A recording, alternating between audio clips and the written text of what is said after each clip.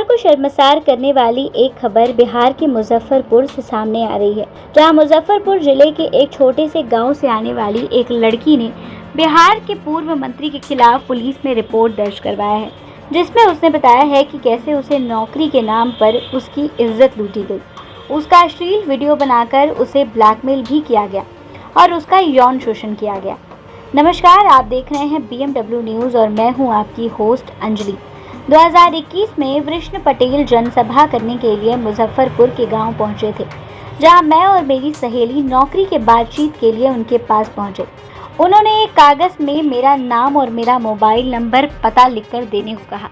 मैंने नौकरी की उम्मीद में ये सारी डिटेल्स लिखकर उन्हें वापस दे दिया और मैं वापस घर चली आई। उसी रात 11 बजे ऋषि पटेल ने मुझे फ़ोन किया और उन्होंने मुझे अगले दिन पटना में आकर मिलने को कहा। मुझे पटना के बारे में कोई जानकारी नहीं थी। उन्होंने कहा कि तुम पटना के बोरिंग रोड आकर फ़ोन करना। मैंने वैसा ही किया। मेरे लिए बोरिंग रोड में पहले से ही गाड़ी खड़ी थी। मैं उसमें बैठ गई। उनके आदमी के साथ ऋषि पटेल के पास एक फ्लैट में पहुँच गई। वहाँ पर ऋषि पटेल ने मुझे कहा कि क्या नौकरी के चक्कर में पड़ी हो, तुम्हें बड़े नेता को खुश करना होगा। जॉब क्या, टिकट दिला दूंगा। मैंने कहा कि मैं गरीब परिवार से हूँ, मुझे नौकरी दिला दीजिए।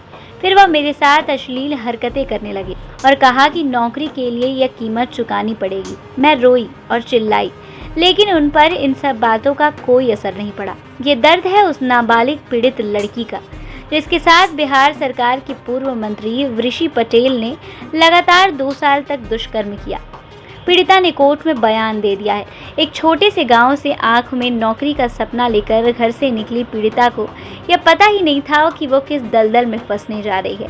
इस मामले में 9 जुलाई को बिहार सरकार के पूर्व मंत्री ऋषि पटेल के खिलाफ कोर्ट में वारंट जारी किया गया है। पीड़िता फर्स्ट ईयर की छात्रा है। वह पढ़ाई में काफ़ी तेज थी। उनके पिता किसान हैं और उनका भाई मजदूर है। घर की आर्थिक स्थिति ठीक ना होने के कारण मैट्रिक के बाद ही उन्हें नौकरी के बारे में सोचना पड़ा।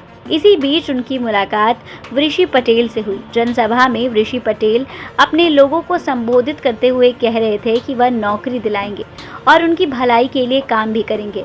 उनकी यही बात पीड़िता के मन में बैठ गई और इसी बात को दिल में लेकर वह जनसभा के बाद गांव के पूर्व मंत्री से मुलाकात करने पहुंच गई। मिलने पर पीड़िता ने कहा कि आप सबके लिए काम करने की बात करते हैं, हमको भी नौकरी दिला दीजिए। इस पर ऋषि पटेल ने एक कागज में उनकी डिटेल्स लिखकर मांगा। उन्होंने सारी डिटेल्स लिखकर उनके बताए हुए आदमी को दे दिया।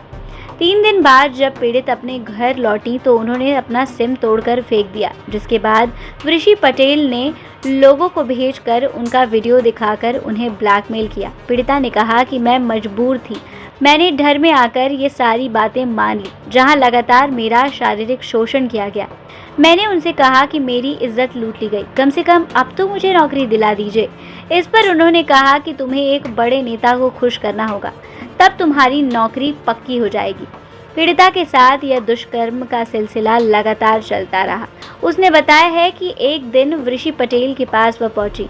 उनके मोबाइल में एक गाना चेक करने के बहाने उन्होंने जब उनका फ़ोन उठाया तो उन्होंने काफ़ी लड़कियों का अश्लील वीडियो उसमें देखा। उन्होंने उसमें से अपना वीडियो उठाकर अपने नंबर पर भेज दिया। ऋषि पटेल को जब ये बात पता चली तो उन्हें गालियां और धमकियां दी। बाद में पीड़िता हिम्मत करके दुष्कर्म मामले की शिकायत करने थाने पहुंच गई, लेकिन पुलिस ने उन्हें यह एडवाइस दी कि आप केस ना फाइल करें। इसका कारण था कि आरोपी राजनीतिक दल से जुड़ा हुआ था। इसके बाद पीड़िता ने मुजफ्फरपुर के विशेष कोर्ट में शिकायत दर्ज करवाई। पीड़िता के साथ जो भी घटना घटी उसे कोर्ट में सत्य पाया गया है। पीड़िता की ओर से एक वीडियो पेन ड्राइव में भी दिया गया है। उस वीडियो में ऋषि पटेल, पीड़िता और एक लड़की दिखाई दे रहे हैं। यह कोशिश की जा रही है कि किसी तरह से पीड़िता को देह व्यापार के धंधे में धकेला जा सके। पूर्व मंत्री के खिलाफ धारा 341, 35(4)(b), 3070, 420, 376, 504 और POCSO की धारा 6(12)(4) के तहत संज्ञान किया गया है। संज्ञान के बाद ऋषि पटेल को 9 मार्च 2024 को हाजिर होने के लिए कहा गया था, लेकिन वह कोर्ट के नोटिस के बाद भी हाजिर नहीं हुए। 6 जुलाई को भी कोर्ट के समक्ष हाजिर नहीं हुए। कोर्ट के आदेश के अवहेलना करने के कारण उन्हें तुरंत गिरफ्तार करने का वारंट जारी किया गया है। कोर्ट ने दूसरा जमानती वारंट जारी करते हुए 31 अगस्त को उन्हें पेश होने का आदेश दिया है। वहीं अब न्यूज़ टीम पहुंची तो उनके घर पर इस बारे में कोई बात ही नहीं पता थी। उनकी मां कह रही हैं कि उन्हें इस बारे में कोई बात ही नहीं पता है। 15 दिन पहले उनकी उनसे बात हुई थी। वह अभी दिल्ली में ग्रेजुएशन की पढ़ाई कर रही हैं और उनके पास मोबाइल भी नहीं है। पीड़िता अपने अलग अलग नंबर से अपनी सहेलियों के नंबर से फ़ोन करके अपने घर पर बात करती हैं। इस खबर पर आपकी क्या राय है, हमें कमेंट बॉक्स में ज़रूर बताएं और अन्य खबरों के लिए देखते रहें BMW न्यूज़। धन्यवाद।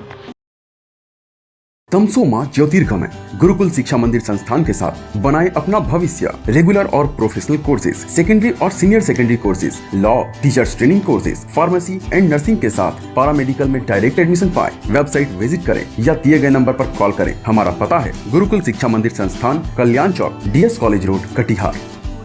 हमारा वीडियो अगर आपको अच्छा लगा हो तो आप हमारे वीडियो को शेयर करें, लाइक करें, हमारे चैनल को सब्सक्राइब जरूर करें। धन्यवाद।